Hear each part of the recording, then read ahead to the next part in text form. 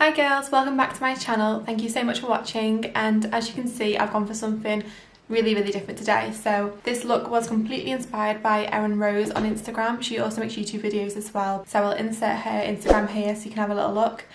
So yeah, she's really inspired me lately, so thank you so much Erin for inspiring me to create this look. As you can see, it is kind of like a rainbow cut crease. I'll zoom you right in actually so you can see nice and close, but yeah, I'll shut my eyes so you can have a little look. But yeah, I'm really happy with how this look turns out. So it's kind of like a standard cut crease, but it's just to make it a little bit different. The crease, as you can see, is a rainbow. So yeah, really happy with how this turned out. Thank you so much Erin for inspiring me to create this look, and if you'd like to see how to create this look yourself, then please keep on watching. Okay, so for this look I've used the Certified Tropical Wonders palette, and it's got all these shades here. So for a change I've actually decided to do my entire eye look with the one palette, so it's going to be really easy to follow along. So I'm going to start by priming my eye using the P. Louise base in the shade Rumour. It is the Rumour 02. And then with this primer I like to take a flat brush. This one's just by Weaver. I like to pat it all along my eye so it's really thick, and then I'll buff it out afterwards. Taking the base quite far out as well, because as you can see on that eye it's winged out quite a lot, and it has gone a little bit patchy here. I think that's because I didn't bring the base that far out on this eye, so that just shows how much that the product really clings to the P. Louise base. So that's why I love it so much. And then just taking a small angled brush, just like anything that's got a bit of fluff to it, and then I'm going to be blending out the edges like that. Taking the shade Starling from the Tropical Wonders palette, I'm just going to be taking it on a tiny brush about this size. Just something tiny so it can fit right into your socket, and then packing that right onto the lid. Now make sure as well when using the P. Louise base not to set it with a powder or anything first, just because you really want to take advantage out of the tackiness from the primer, as that is what's going to really help show the pigment and help it cling.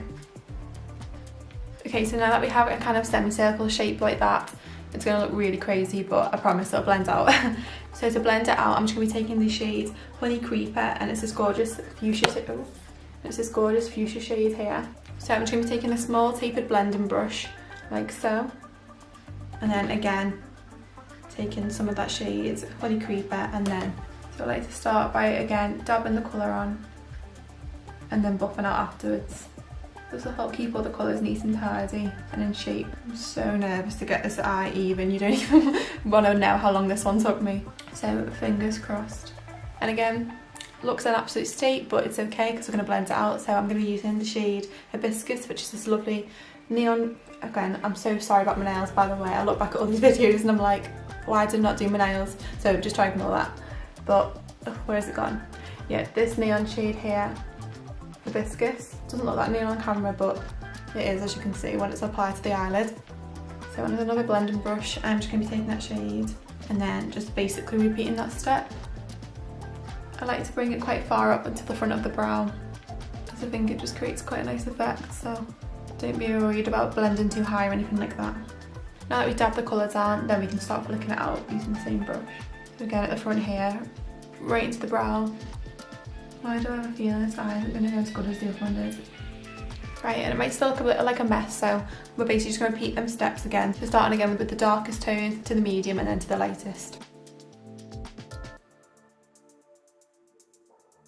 Okay, so now that we've got that blend a little bit more seamless, I'm just going to be taking the P. Louise base again, and I'm going to be using again the Weaver 144 soft concealer brush, and I'm going to be stamping this a lot higher than where my natural crease lies. Obviously if you've got a different eye shape to me, or you've got much larger eyelid space, then you might not have to bring yours as high up as mine, but just because I find I lack that space, I always bring mine a little bit higher. What am I doing with this brush?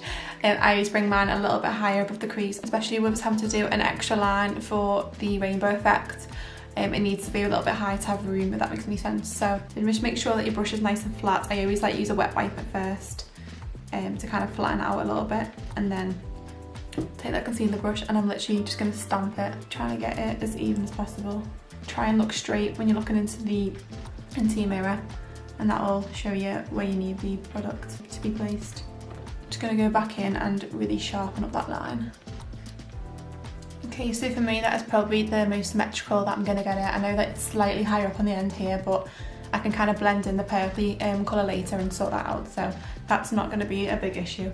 So sorry if I keep talking with eye like this. Some people can like open their eyes fully and it's fine, but I find if I start moving around it will go everywhere. So I'm just going to be taking the Bright Neon Yellow in the shade Sunray from the Certified palette again. Don't know why I keep saying from the palette because I've already stated that this is the only palette I'm using, but as you can see it's that neon, it won't even focus, but there we go. It's that one here, there, so it's kind of like a highlighter colour. Okay, so for the brush I'm going to be using a short shader brush like this, just so it can really get into that line. And then I'm packing that onto the inner third of the eye. I'm just going to keep on building up the colour until we get to the end. Okay, and then again wiping off what's on the brush, because I'm going to be using the same brush all the way along for this look as well. It's just going to be easier to help blend everything. And then I'm going to be taking the shade Bermuda. No, it's Bermuda, isn't it?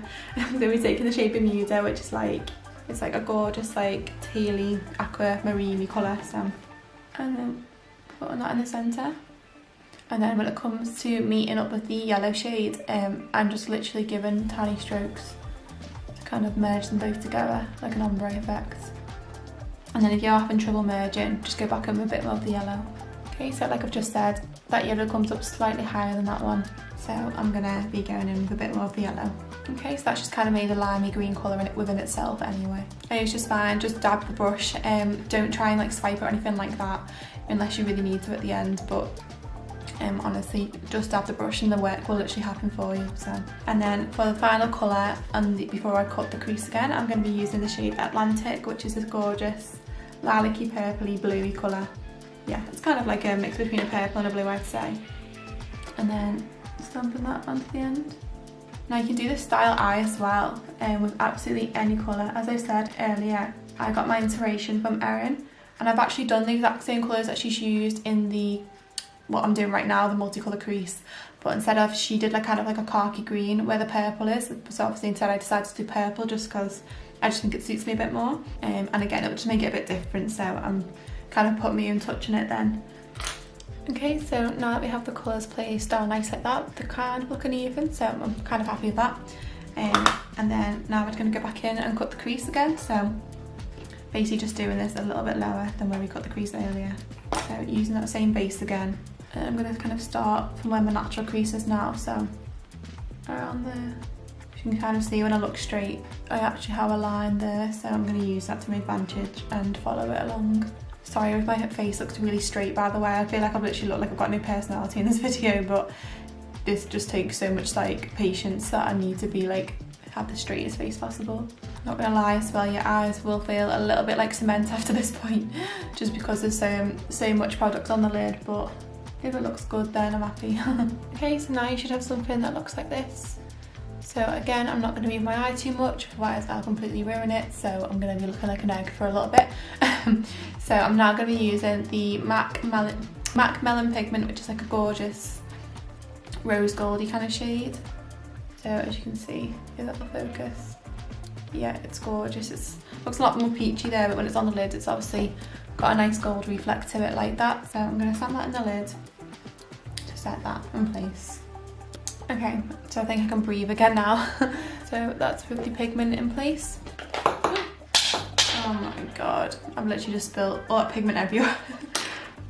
Okay, so it's kind of make the above of where the multicolour colours of where the colours are. I'm going to be going back in with the fair shade we used, which is this deep purple shade, and like a tiny brush, like you can see. So just kind of like a small eyeliner brush, and then I'm going to be going over that shape just to kind of make it pop a little bit more. So it's not made a massive difference, but it has for me, it just makes me feel a bit better. Okay, so to complete this outer corner section, I'm going to be going back in with the purple shade which you just used, called Styling, and then that small brush which you used to begin with, and then just stamping that on the outer edge to connect everything together. And then taking the shade Honey Creeper, which is again the fuchsia shade, and then moving that along the rest of the eye. And blend that in between the melon pigment and that the purple shade. Why does that eye look better than that one? How annoying is that? Okay, so now that both of the eyes on top are completed, I'm going to be taking a wet wipe and just cleaning up any fallout. I'm not actually going to go near that edge because I want to use a concealer brush to soften it out. Okay, so I'm just going to really quickly throw in some foundation. I might skip it a little bit so you can see what I'm doing, but I'm not going to film the whole of it just because I do want to try and keep this video short and sweet, and I took forever in the last one. So yeah, I just need to whiz off really quickly and do my foundation so that we can continue with the eye look and do the underneath. So yeah, I'll see you in a second. Actually, we're going to skim through my foundation, why not?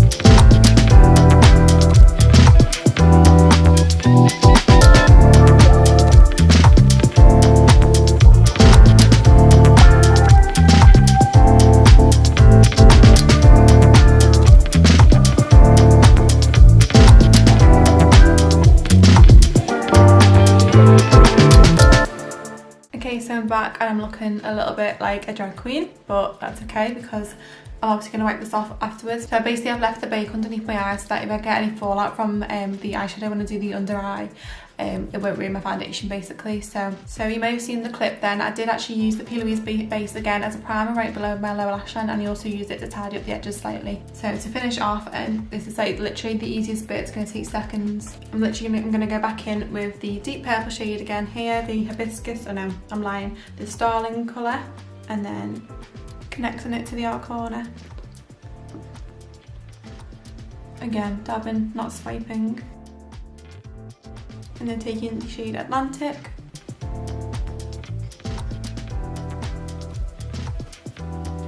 And then the green shade, the Aqua, what was it called? The Bermuda.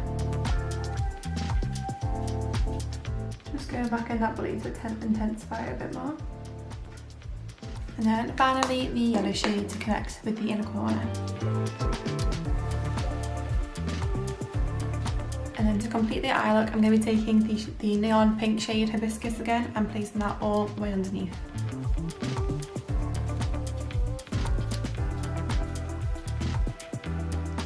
I'm also using this brush to diffuse the pink upwards a little bit, as I don't really like how low I brought it and I want to bring more attention to the colourful bits underneath. Okay, so to complete the eyes, I've just popped on a little bit of white eyeliner in my waterline. All that's left to do is put on my lashes.